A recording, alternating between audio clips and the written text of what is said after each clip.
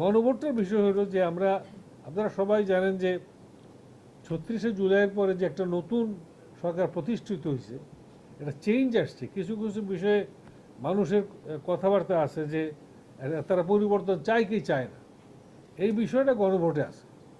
এখন কেউ হাও বলতে পারে, নাও বলতে পারে। সবাই জানেন যে আগামী 12 তারিখ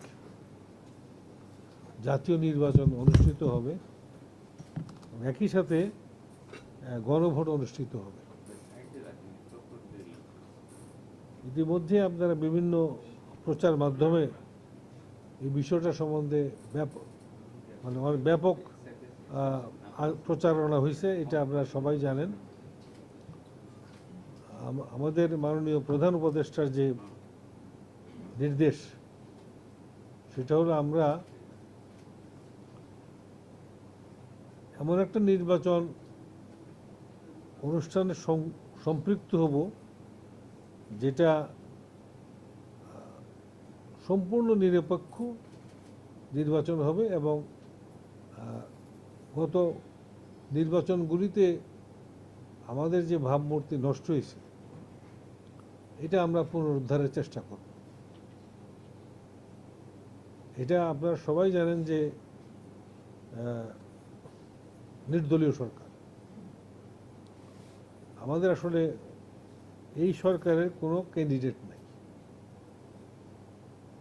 আমরা একটা সম্পূর্ণ একটা ইনক্লুসিভ নির্বাচনের দিকে এগিয়ে যাচ্ছি এবং আপনাদের নিউজ ও প্রিন্ট মিডিয়ার যে অবদান, এটা আমরা সবাই জানি যে আপনারা এই নির্বাচনটাকে সাকসেসফুল করার জন্য আপনারাও আমাদের সাথে আছেন।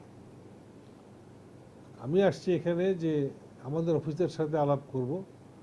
আমরা নির্বাচন কমিশনের সাথে আলাপ করছি একটু আগে। আমাদের যারা এখানে মিডিয়া, আমাদের সরকারি দপ্তর যে তথ্য দপ্তর, তাদের সাথে আলাপ করছি।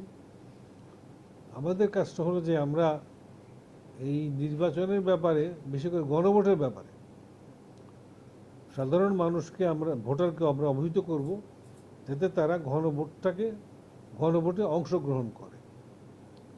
আপনারা জানেন যে দুটি ব্যালট থাকবে, একটি হলো নির্বাচন প্রার্থীর পক্ষে প্রার্থীর ব্যালট, আর একটা হলো গণভোটের ব্যালট।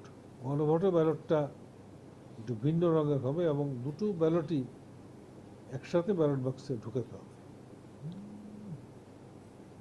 আমাদের ভোটাররা যাতে গণভোট সম্পর্কে অবহিত হয়, বিশেষ করে মহিলা ভোটার যারা আছেন, তারা যাতে এই গণভোটে অবহিত হন এবং অংশগ্রহণ করেন, সেই জন্য তথ্য অধিদপ্তর এবং আমাদের যারা বিভিন্ন কর্মকর্তারা আছেন, সবাই আসলে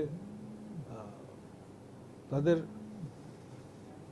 সর্বশক্তি নিয়োজিত করেছেন যাতে আমাদের তো অন্তত 50% মহিলা ভোটার, তাদের কাছে এই মেসেজটা পৌঁছে যে আপনারা গণভোটে অংশগ্রহণ করেন। এবং যেহেতু বেশিরভাগই লোকই আমাদের যারা ভোটার, সবাই তো এক সমান শিক্ষিত নন, বিশেষ করে মহিলাদের জন্য পুরুষ ভোটাররা বিভিন্নভাবে গণভোট সম্পর্কে জানতে পারেন, তাদের কাছে আসলে মেসেজটা পৌঁছানোর কোনো সুযোগ নেই বা এটা দুরূহ কাজ। সেজন্য আমাদের সরকারি কর্মকর্তারা তাদের নিজস্ব দপ্তরের মাধ্যমে এই কথাগুলি মহিলা ভোটারের কাছে পৌঁছাচ্ছেন।